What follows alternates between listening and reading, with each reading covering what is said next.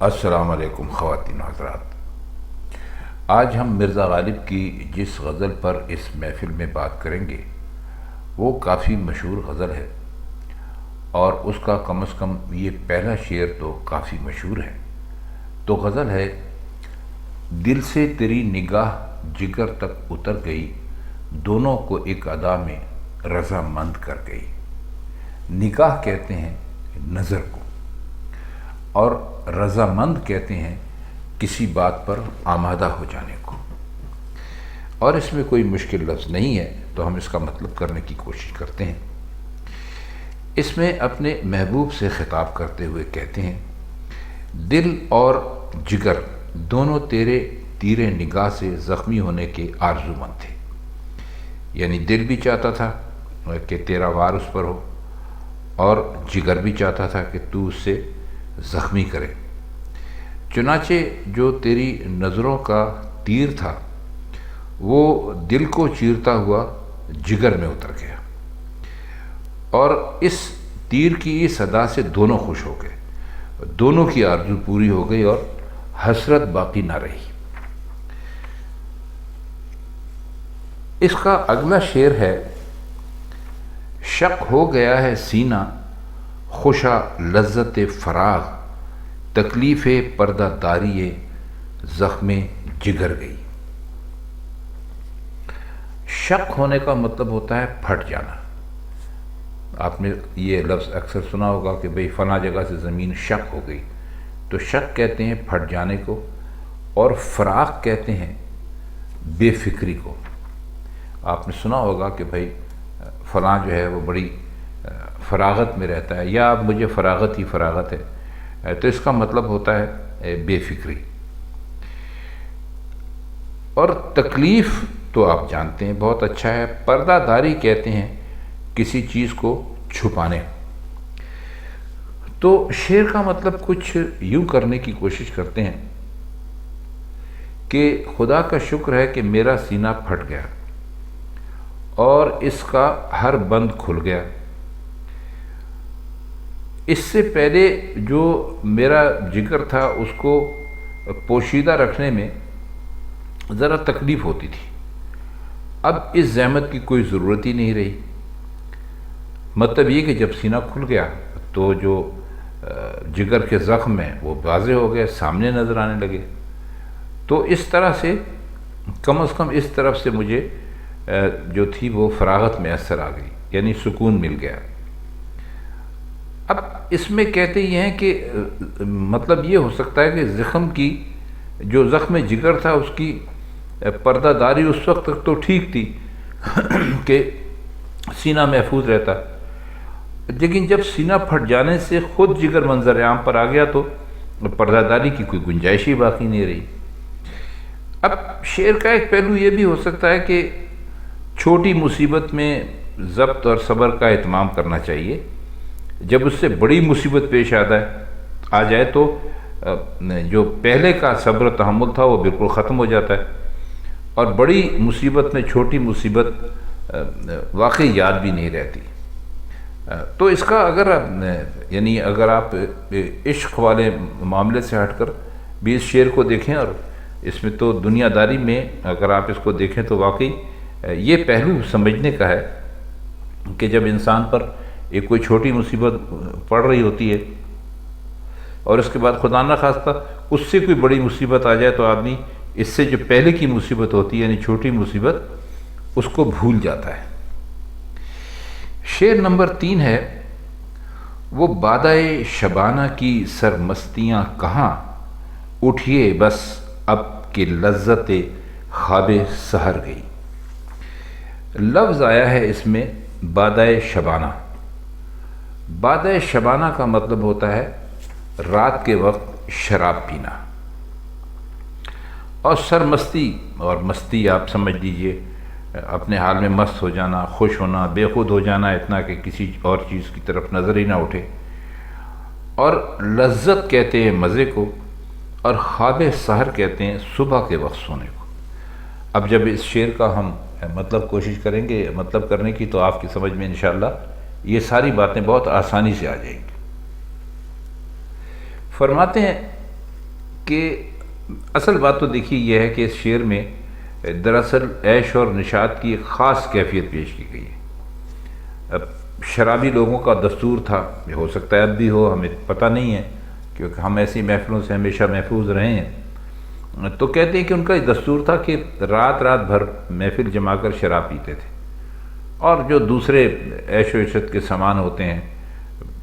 ناچ واچ ہوتا ہوگا، کچھ مجرا ہوتا ہوگا، خواتین ناچتی ہوں گی، گاتی ہوں گی، کچھ بھی ہے، یعنی طرح طرح کے راگ رنگ ہوتے ہوں گے، تو اور صبح کو سوتے تھے اور نیند کے مزے لیتے تھے۔ اب مرزا غالب فرماتے ہیں کہ رات کو شراب پینے کی بدمستیاں اب کہاں ہیں، وہ تو ختم ہو گئیں، جب وہی نہ رہیں تو خواب سحر کی لذت بھی رخصت ہو گئی، کیونکہ وہ لذت جو تھی وہ تو رات بھر شراب پی کر یعنی خوب ہی بدمست ہو جانے کی وجہ سے تھی۔ اب اس میں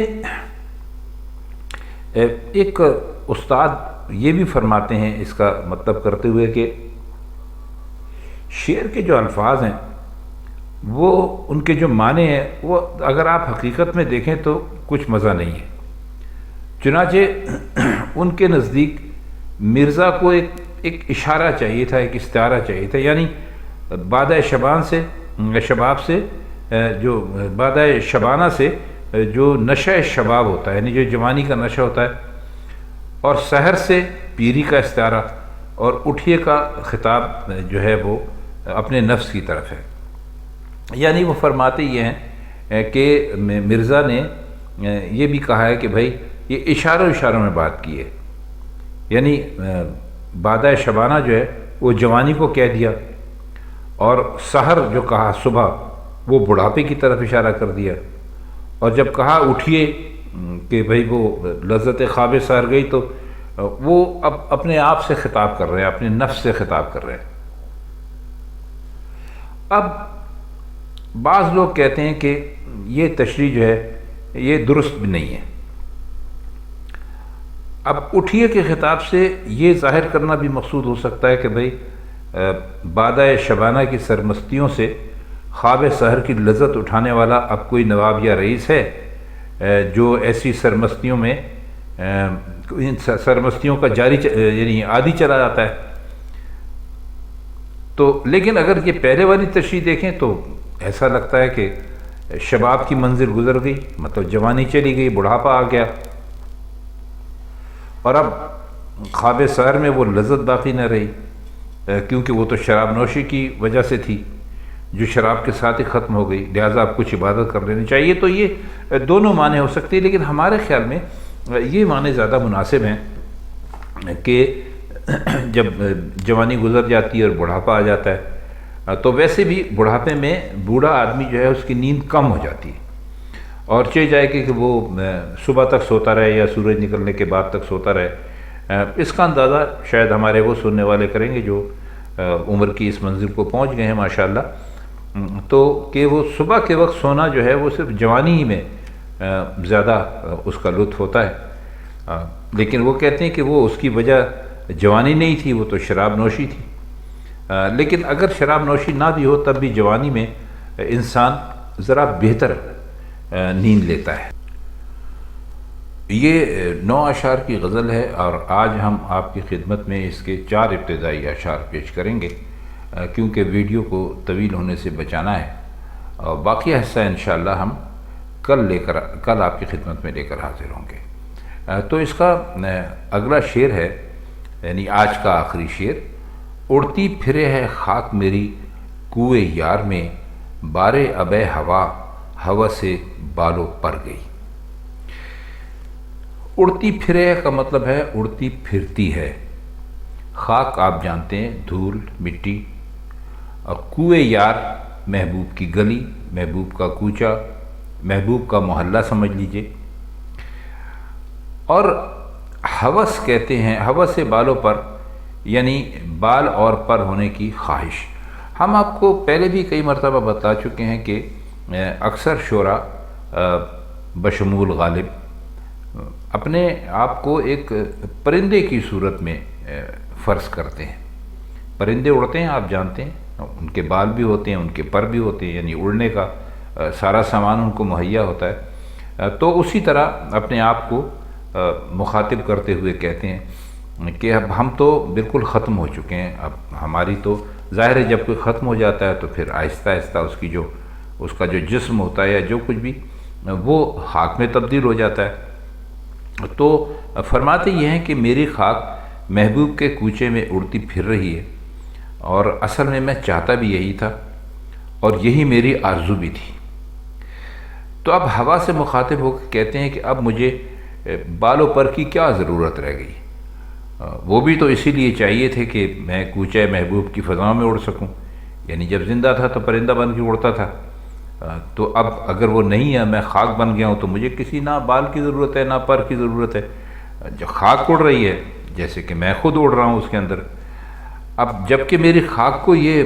عزت مل چکی ہے، یہ شرف حاصل ہو چکا ہے، تو اب مجھے جو بال و پر ہے اس سے بے نیازی بھی میسر آ گئی۔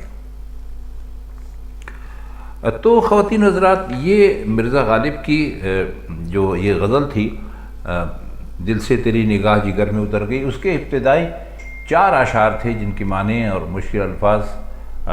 کے معنی اور جس کا مطلب ہم نے آپ کی خدمت میں پیش کرنے کی کوشش کی۔ اس غزل کے بقیہ حصے کو لے کر انشاءاللہ آپ کی خدمت میں کل حاضر ہوں گے۔ تب تک کے لیے ہم چاہتے ہیں آپ سے اجازت۔ خدا حافظ۔